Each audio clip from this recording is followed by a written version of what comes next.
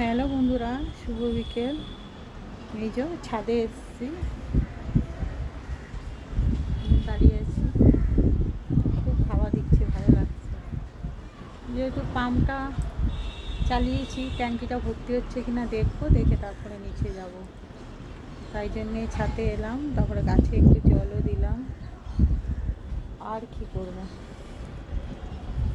টাইমটা তো কাটাতে হবে কাজের মধ্যে।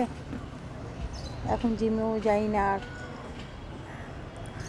যাব মঙ্গলবার থেকে যাব জিমে।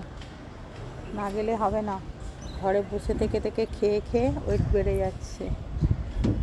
তো বন্ধুরা, সবাই এখন আপনারা কি করছেন? নিশ্চয়ই চাটা খাচ্ছেন, কেন 4টে বেজে গেছে মনে হয়। তো আমি এই সব কাজকাম সেরে আজকে তাড়াতাড়ি হয়ে গেছিলো, একটু শুয়েছিলাম, দিয়ে আবার পাম্পটা চালালাম, তাই একটু ছাদে এলাম, জামা কাপড় কটা ছিল তুললাম। রাস্তা ফাঁকা একদম, রাস্তায় তেমন গাড়ি ফাড়ি যাচ্ছে না, একদম ফাঁকা ফাঁকা। এই যে এখানে জিমও খোলেনি, জিমও বন্ধ, সুজুকি শোরুমও বন্ধ। আরে বাবা, এরকম বন্ধ কেন? সব কি 4 তারিখের পরে খুলবে নাকি, রেজাল্টের পর? তো বন্ধু দেখুন, ছাদ থেকে কত ভালো লাগছে। এই যে এটা হলো রাধাকৃষ্ণ গৌরিয়া মঠ, দারুণ এই মঠটা। এটা আমাদের সামনেই তৈরি হলো, বেশি দিন হয়নি। যখন উৎসব হয় সব দেশ থেকে এখানে লোক আসে, দেখেছেন? এই দিকটা ঘেরা হয়ে গেছে, নাহলে এখান থেকে পার্কস্ট্রিটে 42 দেখা যেত, সব দেখা যায়।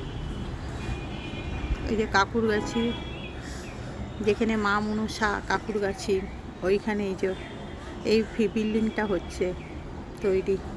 আমাদের এখানে থেকে মা মনসা কাকুরগাছির যে মা মনসা জাগ্রত, আমাদের এখান দিয়ে বেশিক্ষণ না, খুব জোর হয়তো 15 মিনিট, ঠিক মতন গেলে 10 মিনিট।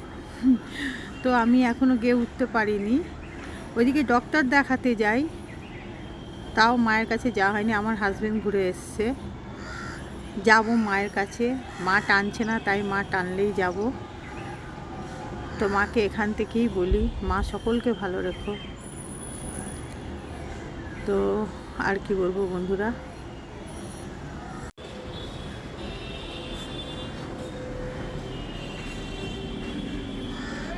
ভালো থাকবেন, সুস্থ থাকবেন, সাবধানে থাকবেন। টাটা, শুভ বিকেল।